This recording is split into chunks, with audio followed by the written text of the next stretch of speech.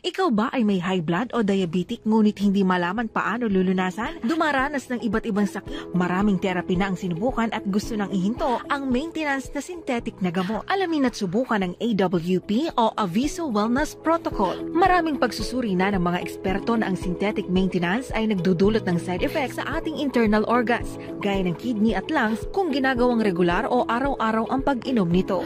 Ang AWP o Aviso Wellness Protocol ay tumutulong upang maalis ang inyong high blood, diabetes, cancer, kidney problem, migraine, stroke, uric acid, joint and muscle pains, at marami pang ibang uri na sakit nang walang iniinom na synthetic maintenance. Pinasimula ng AWP o ang Aviso Wellness Protocol noong 1979 ng isang inventor at scientist at microwave and satellite engineer na si Engineer Ismael Aviso. Si Engineer Aviso ay siya ring nag-imbento ng Allicin Spray o ng Aviso Oral Spray na mayroong 70,000 individual na ang natulungan sa pag-iwas sa COVID-19 virus. Siya ay may 43 taon ng karanasan sa alternative medicine at certified naturopathic practitioner ng Philippine Institute of Traditional and Alternative Healthcare ng isang branch ng DOH sa alternative medicine. Bukod pa rito, naimbitahan at nagpunta na rin sa maraming bansa si Engineer Aviso. Nakabase naman sa holistic health approach o ang pagsusuri sa buong katawan ng pasyente upang malaman ang pinagmulan ng sakit. Kapag natukoy na ang pinagmulan ng sakit ay gagamitin naman ang natural healing power of our body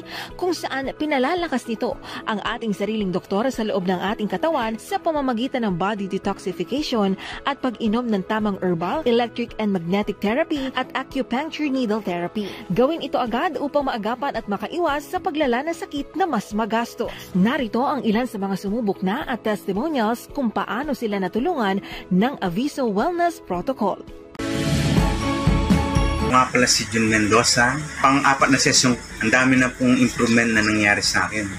So, as a whole, na percentage na gumaling ako, nasa 75% na. Kumusta? O yun, yung hingal ko,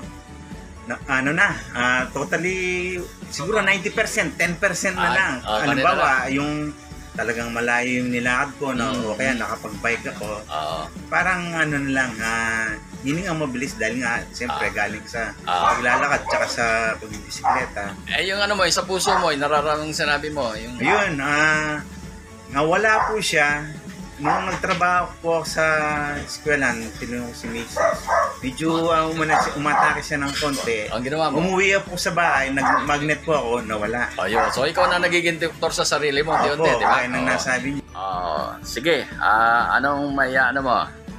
May babalita mo ngayon? Magandang hapon po at tuwang-tuwa po ako at nagpa-lab test ako kahapon at nabigla po ako.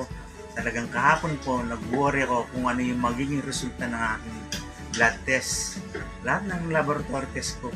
Dahil nga, sa dami ng dinaramdam ko, alam ko na tataas yung mga chemistry result ko.